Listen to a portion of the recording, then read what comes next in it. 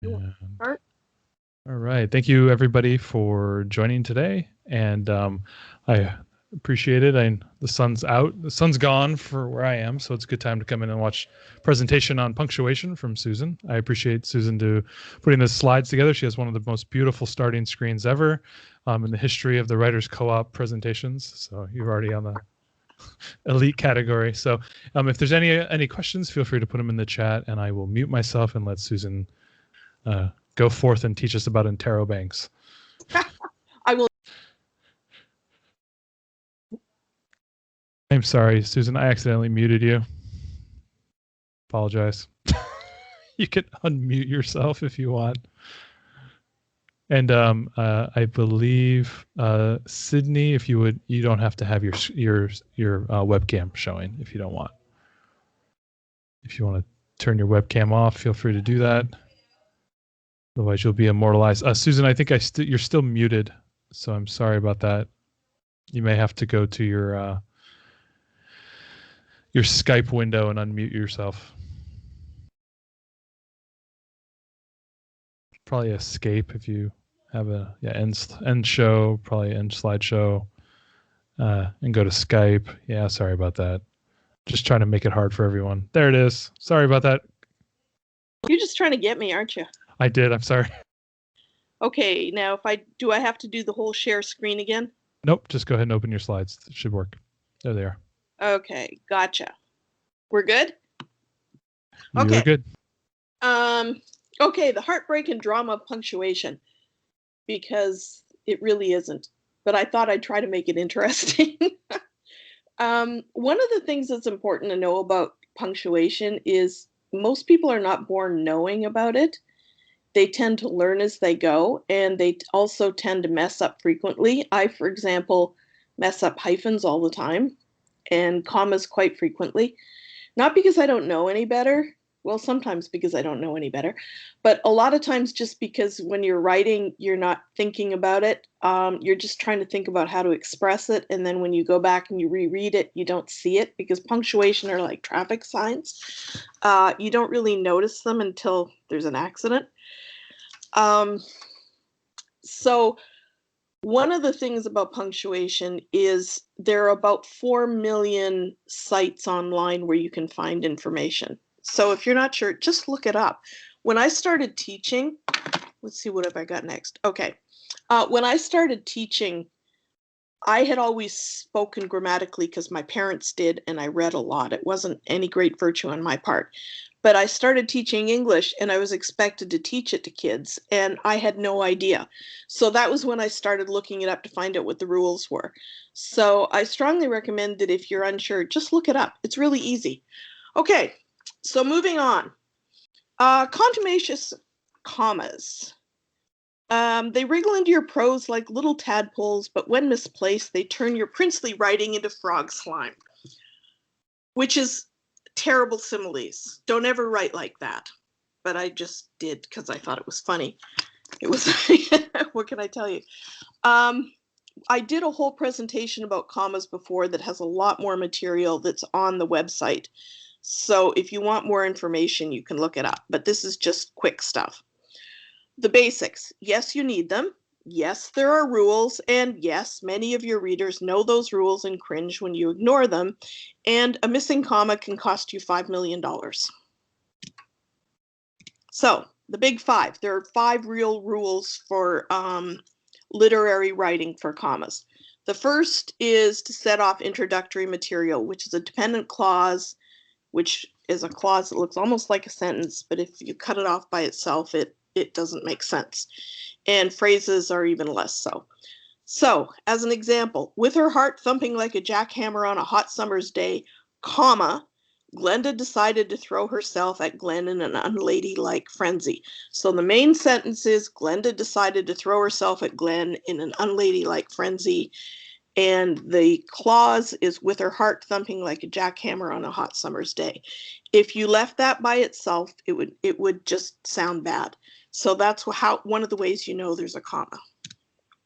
The second one is thoughts hanging together. Between 2 complete thoughts, the independent clauses, meaning each would work as a sentence all by itself, but it's joined by a coordinating conjunction, which I could never remember what any of them were. Con was with, junction is, you know what a junction is.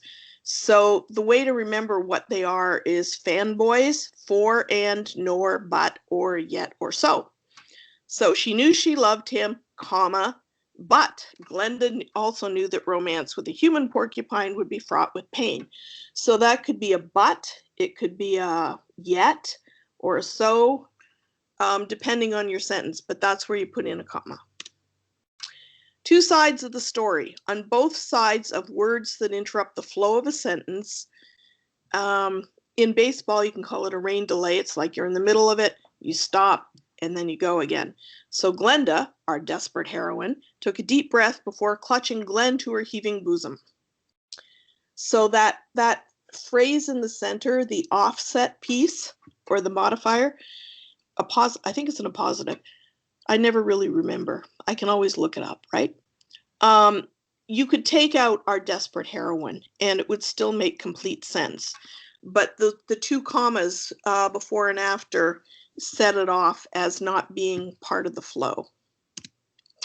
He said, she said, to set off a direct quotation. And this is what a lot of people mess up in their writing.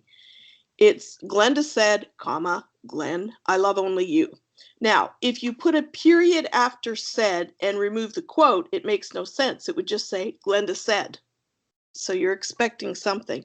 So if the person speaks, cries, whispers, or makes any kind of words, not just a sound, but a word, you use a comma.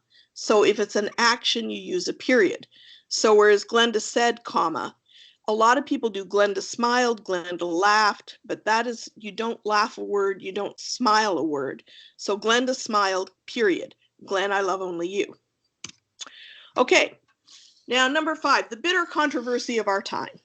To separate the elements in a series, which is the Oxford comma, which is, for some reason, it's the hill a lot of people want to die on. Glenda wept for joy, comma, cried in pain, comma, and quietly expired in her lover's paws. The comma indicates that there is another thing coming in the series. If you don't put the comma in, you are connecting the second and the third thing, or whatever the series is. So this is the history of why this is such a big deal, which is so stupid. Okay, first of all, people the Oxford comma was standard. It got dropped as a reaction to the way the Victorian and early 1900s people wrote, where there was commas everywhere.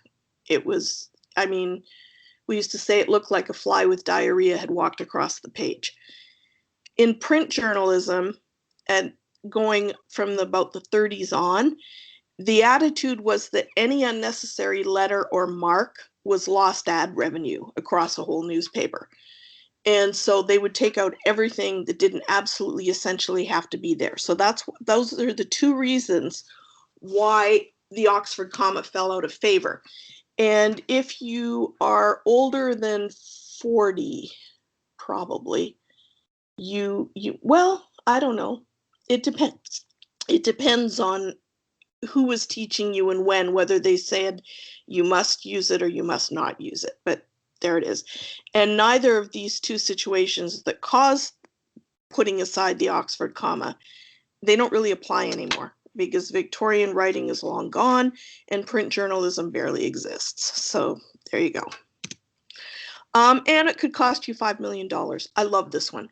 In 2014, there were 3 truck drivers for a dairy company in Maine who, over the years, the company had refused to pay them overtime, because in Maine law, it said the canning, processing, preserving, freezing, drying, marketing, storing, packing for shipment or distribution of, you notice there's no comma in the or, agriculture, produce, meat and fish products, and perishable foods. So the court ruled that packing for shipment or distribution of was unclear whether the law exempted the distribution of the 3 categories that followed it, or if it exempted packing for the shipment or distribution of them. A comma after shipment would have made it clear. The drivers won a $5 million settlement. So therefore, it's an important thing to know. So the reason what they're thinking was that the conjunction without a comma made it muddled. And that's the reason you use an Oxford comma, is you don't want to muddle your meaning. And is packing for shipment or distribution exempt, or are they both for packing? And the driver shipped, but they didn't pack, so they won their lawsuit. And the source for that is the New York Times and NPR on February 8th, 2018.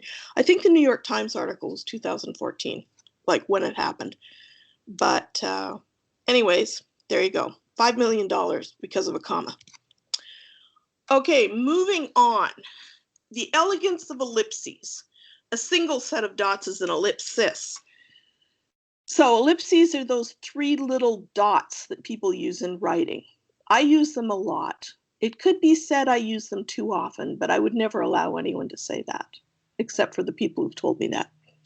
So what an ellipsis means is, or an ellipsis means, is a comma, a stutter or pause in speech. Like a lot of times you'll see it where they say, well, ... I said I would go ... So it's like a pause trailing off, or words, and what you would have learned in school probably is words left out of a quote. So formal writing is different. I'm just giving you the reasons, or the rules for informal writing. If you're writing an academic essay, if you're writing a legal contract, if you're writing all kinds of other things, there are additional rules which do not hold in fictional writing or blogs or casual writing.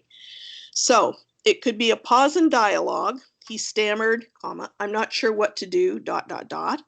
A pause in the narrative. He was without hope, desolate, empty, the epitome of a broken heart.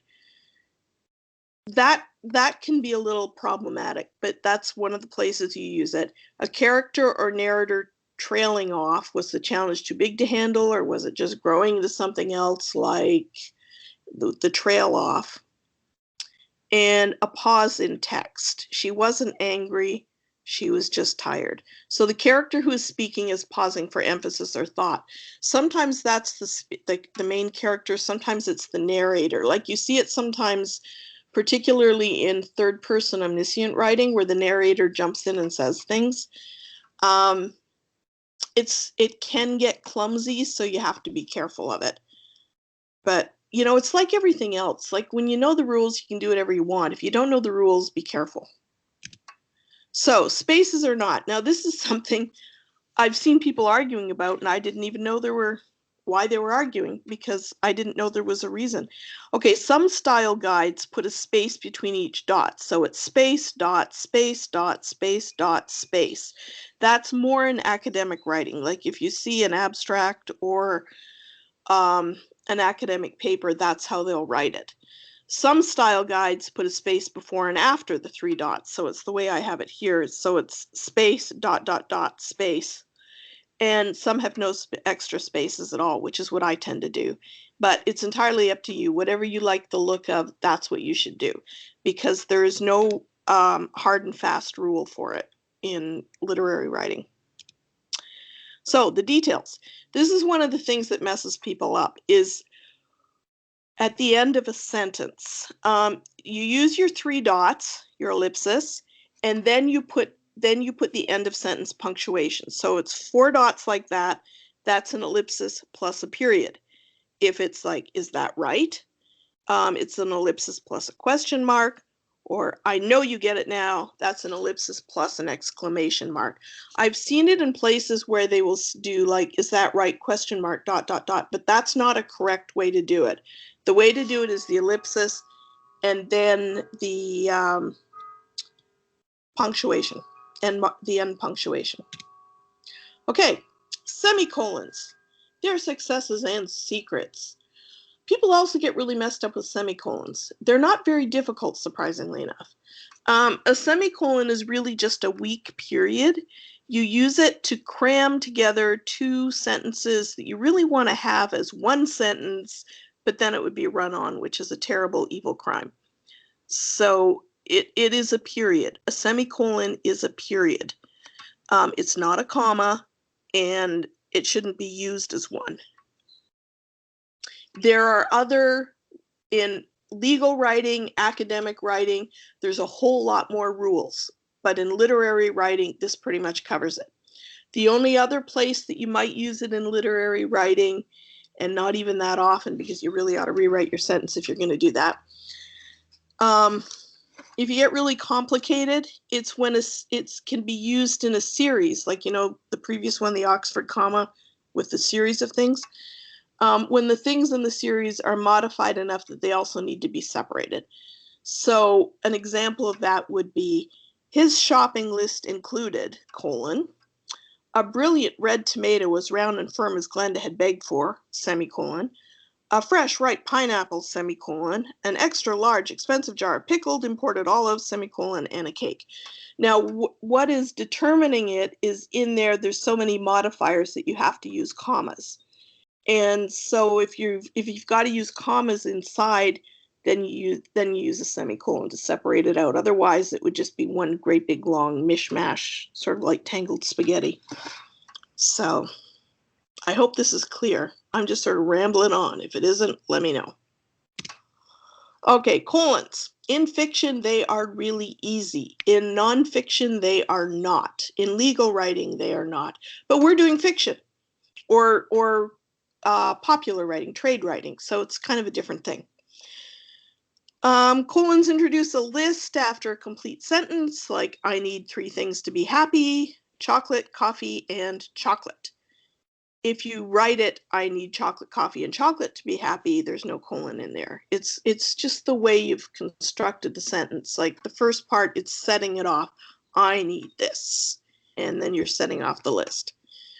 You can use colons between 2 sentences if the second sentence emphasizes or illustrates the first. This is a little dicey because, a lot of people will be like, well, why didn't you just do a sentence? But if you really need it, you can do it. Life is like a road. Every path takes you somewhere. I kept thinking of Forrest Gump. Life is like a box of chocolates. You never know what you'll get. So you would use a colon there if you want. And as I said, there's other uses in formal and academic writing. But we're not. Sue, does these rules apply in dialogue as well? Yep. If you're writing dialogue, honestly, if you're writing dialogue and your dialogue has to have a colon in it, I would rewrite it, because how many people write that way or talk that way? But you could have the person do something like, I told you 3 things. Yesterday, today, tomorrow. You could do that, but it seems like it would be complicated to read if it is within dialogue, I think. But that's an opinion. Mm-hmm. Okay, cool. Thank you. Fact. Pardon? No, thank you. That clarifies. Okay. This is going really fast. Haha.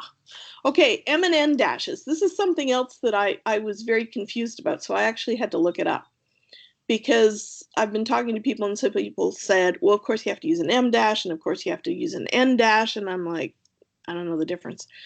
So M and N dashes substitute for commas when you want emphasis.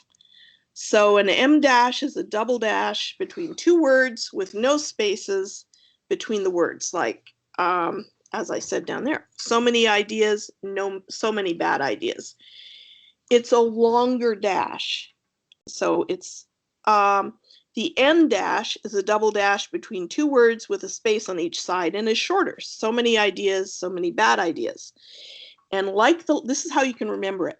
Like the letter M, the M dash is longer than the letter N in the N dash. So you get a longer letter, that's why it's called that.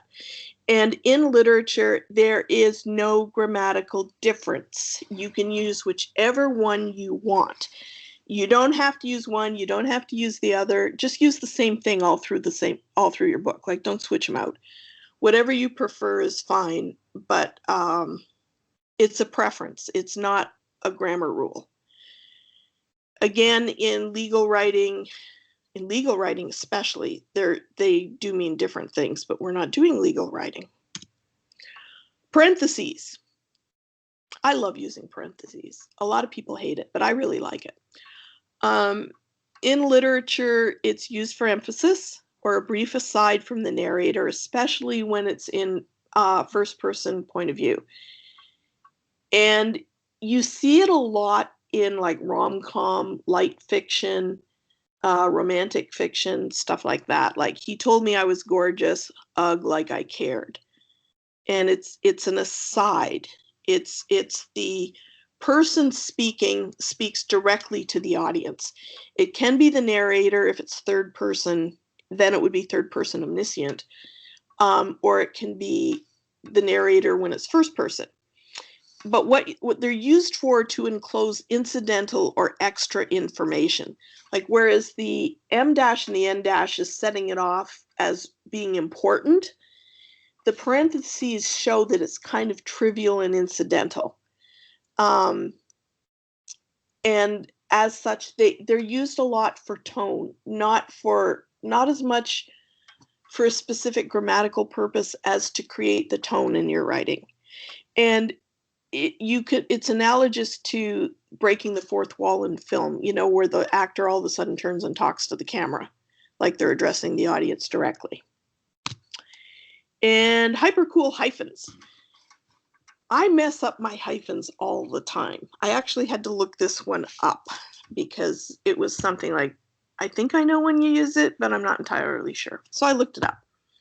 So a hyphen joins two or more words that together modify a noun. It's a little different than a comma because what the two words together are the modifier, not just one word and then another word. Like a big green apple, you would use a comma. A greenish red apple, you would use a hyphen because it's the two together that are modifying the apple. So they act as a single thought describing the noun. If you put it before the noun, the word should be hyphenated. Like the examples I pulled off the internet are off-street parking or chocolate-covered raisins. If it comes after the noun, you don't hyphenate, so it would be parking off-street. And I don't know why, but that's the rule. And there's always more, but that's enough. This is as much as I did because I thought this is honestly as much as anybody's brain can hold. You can check everything online. There's lots and lots of places.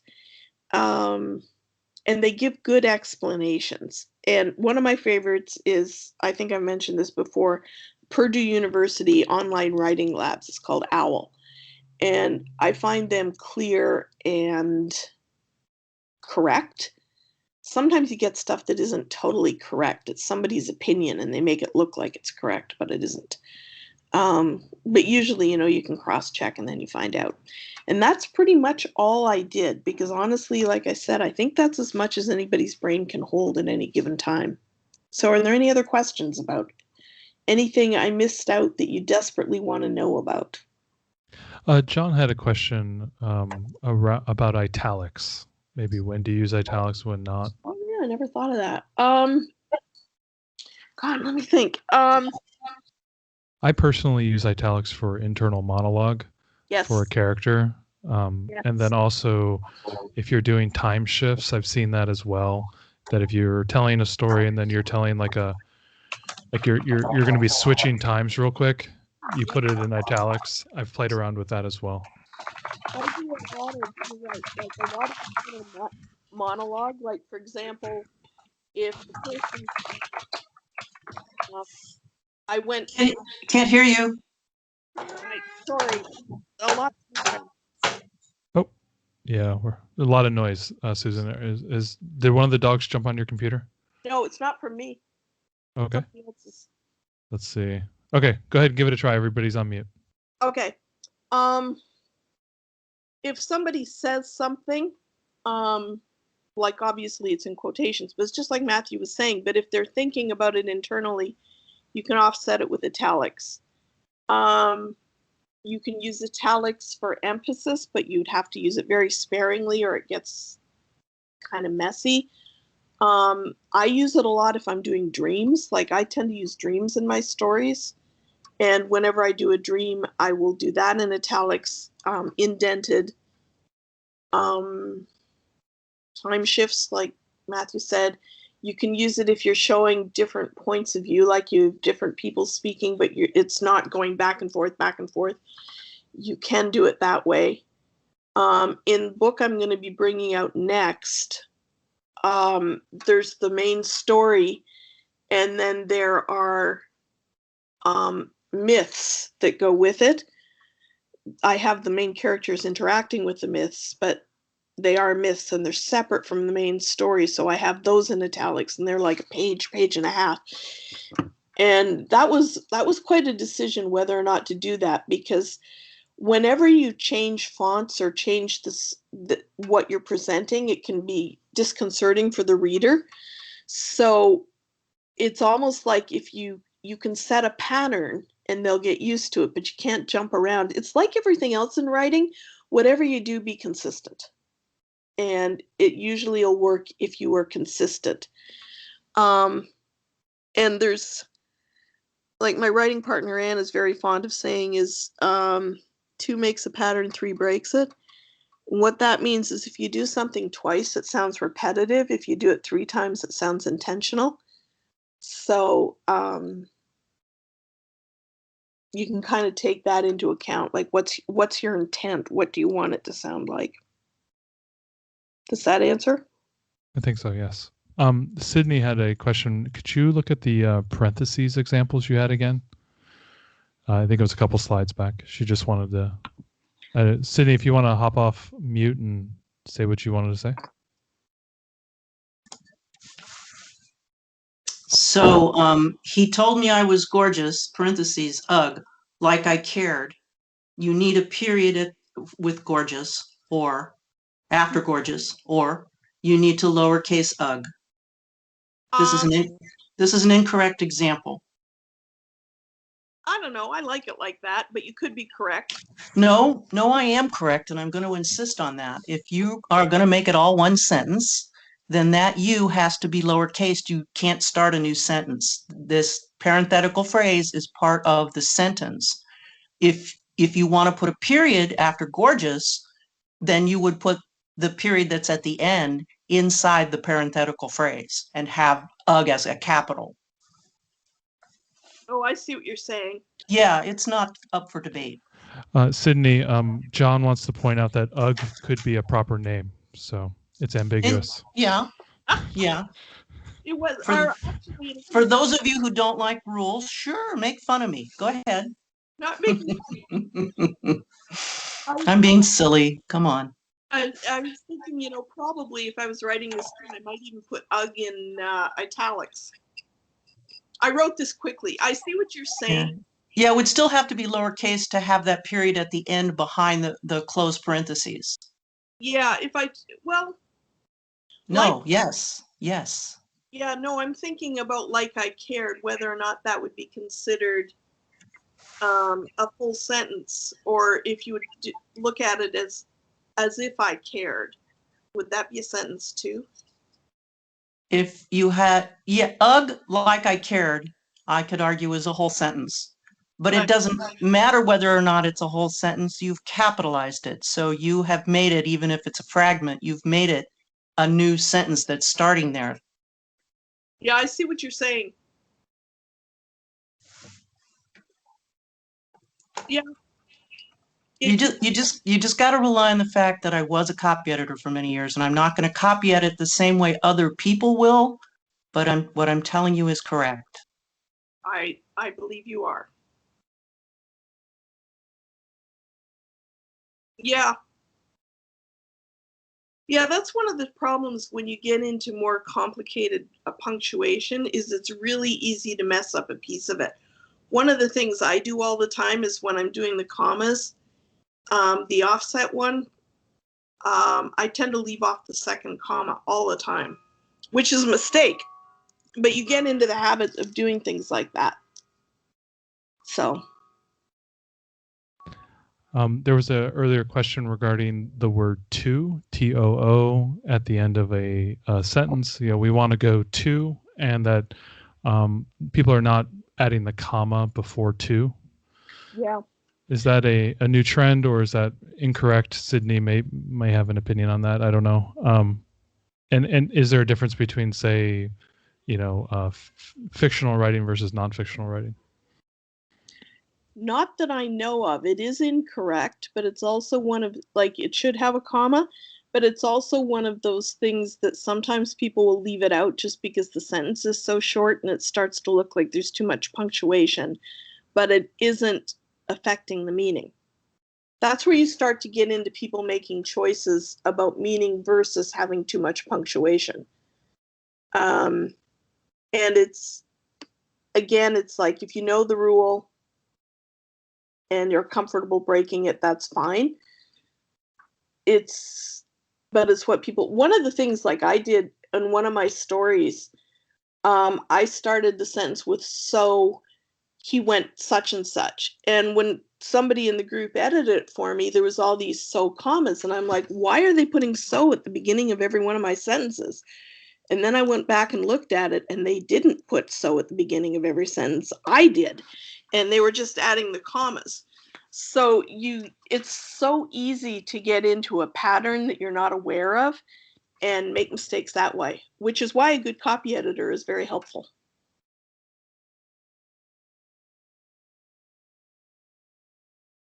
And anything. Awesome. Yep. And I think Diana added either as well. She's seen that as well. Are there any more questions that Susan can help you out here? Yeah. Will we agree on a reference? Sydney says. Oh, a reference like for Sydney. I think you're referring to the anthologies and anything that we produce. Yes, and the reason, thank you.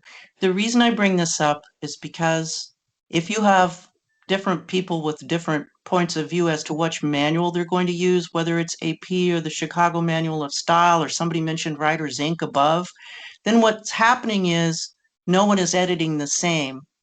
And your volunteers are then editing things that other people decide are not right or arbitrary, and so it's taking up a lot of the volunteer editor's time, that really everyone should be on the same page about what it's going to look like for the anthology. It would save everyone time. Yeah, I think we've had a discussion in the marketing meeting about this, and I think we're going to have a choice, and then we'll have a guide put together so that we don't have that problem again. Thank you. No problem. Andy, could you repeat your question, or maybe come off mute? I'm sorry if we lost your question and all the snark in the chat. That's all good. My question, Susan, had to do with the colon and the semicolon. In the last example where you used both the colon and then the semicolon, I understood the first two. The third one threw me. I didn't understand why you put in another semicolon. Where? Which one? It was the one about the list there between ripe pineapple and extra large. Why did it go there? Because extra large, expensive jar of pickles. Pineapple was the end noun. So Glenda begged for. Yeah, got that. Pineapple. So if you, pineapple was one group. Olives was the other group, and the cake was the last one. So there's two large groupings that have all these commas in them. Okay. And I was doing that more, for example, nobody in their right mind would write like this. Right. Yeah, it was just a little confusing to see it led off with a colon, which told me a list was coming. And then to kind of see there's yet another list within the list. So it just threw me a little bit. Well, that's where it was like, this is one of the places that's why I said, if you're going to get really complicated, yeah, you can use it in this. I really would never recommend it. Okay. Because it's hard to read and it's kind of silly. But I was just trying to give an example of what it would look like if you actually did do that. Okay, cool. Thank you. You're welcome. Thank you, Andy. Sydney, yeah, go ahead and hop off mute after my snarky answer. Oh, yeah. Yes, exactly. My comments above are snark, but I accept that. It's the commas. I'm just going to reiterate what Susan just said. If you have a list and you have to use commas between your describers, your adjectives in that list, a brilliant comma, red tomato, and then there's more going on there, as round and firm as Glinda had begged for. Those commas are what determine that to set apart the next thing in the list, you're going to have a semicolon. And yes, it does get confusing, but that's how it works. The argument for me is, should there be a semicolon for the last item in the list? But I'm going to leave that alone. I'm leaving that alone. Technically, yes, because otherwise it would be part of the cake would be part of the olives. Yes, that's true. But there's an argument to me the other way that, right, and a cake would be part of the olives. You're right. But there is an argument to be made that should just be a comma. But yeah, I'll shut up now. The argument is, why would anybody ever write anything like this? Therein lies the right answer. We had another question from John regarding quotes and parentheses and the punctuation that goes around them. Is the punctuation going inside or outside? What is the typical solution there? I'm not sure. I'm sure. Give me an example. I might not know this one. I think for the quotes, they go inside unless there's a usage of quotes within, say, a sentence if you're referring to something. You can use quotes. John, maybe you can come off mute and maybe articulate an example. Are you talking about dialogue, or are you talking about like if you're quoting somebody or something like that? Yeah, I'm talking, I guess, more about in dialogue, and I'm never sure whether they go on the inside or the outside.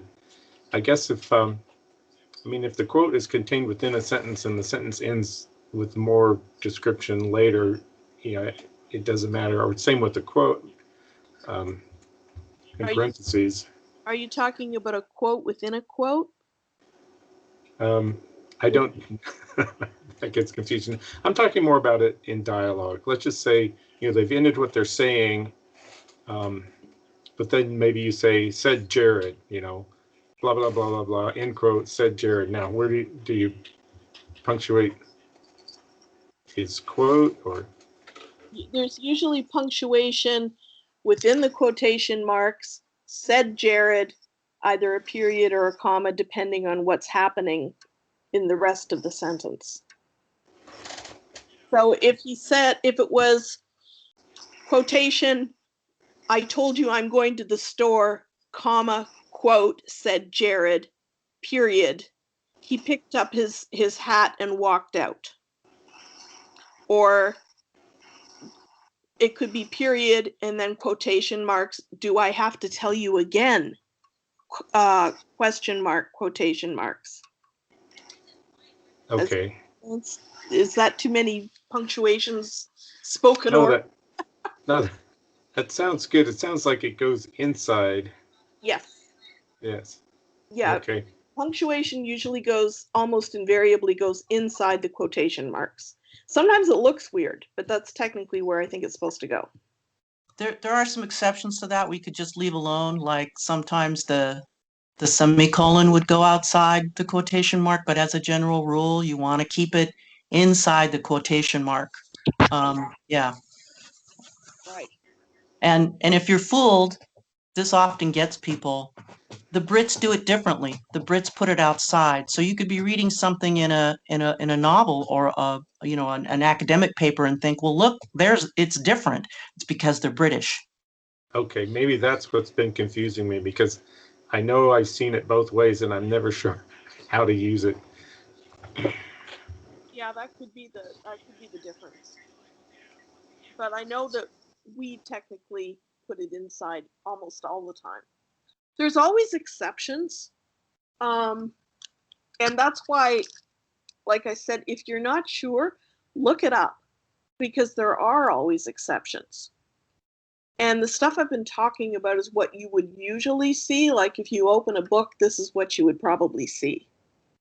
When I was teaching kids, one of the things I used to do is tell them to, especially around dialogue, because that gets people so confused, is just go find a traditionally published book that you like and open it up and see what they did there, because that's probably correct. So. Anything else, or? There was a question around apostrophes for possessive, where you have an S at the end of the person's name, like Tess's dresses. Do you put TESS apostrophe, or do you do TESS apostrophe S? You're supposed to put apostrophe S, but I think it looks stupid, so I always just put an apostrophe. Yeah. I have a character who has an S in the last name, and I'm always I go with apostrophe S as well, even though it looks kind of awkward. Yeah, it's not really said. It's just being formally correct. It's one of those things, like, I would look it up, see what the grammar rule is, and then decide whether you're going to stick with it or break it. And if you break it, make sure you break it the same way every time. Don't waffle around, because then it just looks dumb. It looks like you couldn't make up your mind or you were careless. So there's a lot of grammar that is, particularly these days, there's always a correct answer technically, but there's also a lot of grammar that's sort of floating in the wind where people do different things. And I think some of that came from poetry with the poets in the earlier part of the 20th century that broke a lot of grammatical rules just to show they could, and especially punctuation rules, because they found it freeing. I don't always agree with it in prose because, like I said, they're like traffic signs. But it's also, when you're on the highway, if there's too many traffic signs, you also get confused. But I do think you should know what the rule is and then make your decision. And there are some things which are hard and fast, and there are some things which are more choice. At least in the style of modern writing. I mean, the grammar is always hard and fast, but what you choose to do with it tends to be choice. I don't know if that makes sense to people, but. All right. Do we have any other questions? Good. I think that might be pretty good. Okay. Nobody will. I have one last question, even yeah. though it's a little off topic. It has to deal with capitalizations. And I'm a little confused when it comes to natural land features, such as a mountain range, the Cascade Range. Does range get capitalized or just Cascade, or do neither of them get capitalized? I think they both get capitalized. I'm not totally sure. Sydney, do you know about this one? Range would be capitalized if it's part of the property. Yeah. So it's similar then to a river. The Snohomish River would be both capitalized, but if I was just to write the river, would not be capitalized. Correct. Yep. Okay. Yep. Thank you. Awesome. Well, Susan, thank you so much. Everybody in the chat has been very lively. As obviously, punctuation can create have a lot of opinions, and I thank you very much for all the examples and the hard work you did putting this in. I always find it fascinating how often people are, like, the hill you're going to die on, how many people are prepared to die on a punctuation hill. the knives come out. Yeah. Yeah. Who cares? I mean, people care, but still, you know. Yeah, I can imagine the debates in the at the conference where everybody decides what the style is. I'm sure it can be very animated and heated. Well, what's really stupid is when you get grammar nerds. Like, I really am a grammar nerd. And I'll get with somebody else and we're like, well, what about this? And then what about that? Well, what do you think would happen in this case? And you spend a half an hour discussing something that probably 99% of the population don't even know exists, let alone care about. Which is kind of a sad commentary on my life, but there you go. Nope. It's very, very understandable. All right, cool. Thank you so much, Susan, for all your time. I'll go ahead and stop the recording.